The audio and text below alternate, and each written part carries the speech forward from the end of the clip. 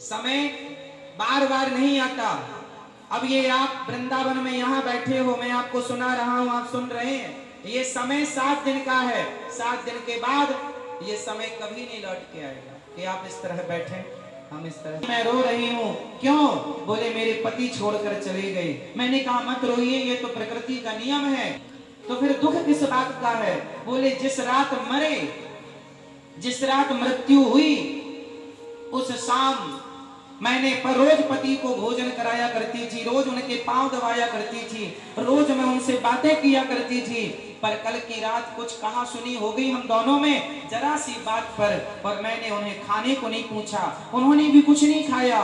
मैंने बात नहीं की गुस्से में, उन्होंने भी बात नहीं की। वो अपनी करवट में सो गए, मैं अपनी करवट में सो गई। सवेरे जागे तो पता चला मेरे पति को रात में साइलेंट अटैक आया और पड़े पड़े चले गए।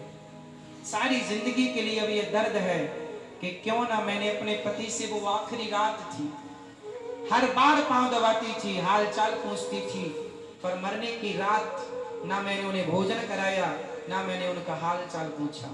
अब सारी जिंदगी के लिए ये बात हो गई कि क्यों जरा सी बात में मैंने झगड़ा कर लिया। गलती किसकी थी मायने नहीं रखती, लेकिन सारी जिंदगी का रोना मेरे हाथ लगा। इसलिए पता नहीं कौन सी रात अंतिम रात हो, पता नहीं कौन सा मिलना आखिरी मिलना हो, पता नहीं कौन सा मुस्कुराना आखिरी मुस्कुराना हो। इसलिए जब मिला करो प्यार से मिला, कभी तारीफ किया करो, क्योंकि जब पति नहीं रहेगा ना तो पत्नी मन में जरूर सोचेगी कि जब वो थे तब मैंने क्या कभी उनकी तारीफ उनके मुंह पर की? वो थे तो कितना कुछ था, वो नहीं है तो सब कुछ होकर भी कुछ नहीं है, जिंदगी वीरान है। पति जब होता है ना तो वैल्यू नहीं समझ में आती। पत्नी थी तो क्या आपने उसकी कभी तारीफ की?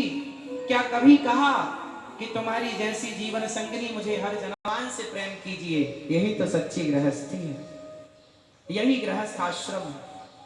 गृहस्थी में जितना प्रेम होता है पति और पत्नी में, गृहस्थी उतनी अच्छी होती है। एक दूसरे का ख्याल जब रखा जाता है, तुम्हारा ख्याल मैं रखूं, मेरा ख्याल तुम रखो, तब जिंदगी अच्छी से गुजरती है। और दोनों मिलकर गोविंद का चिंतन करो, सत्संग करो।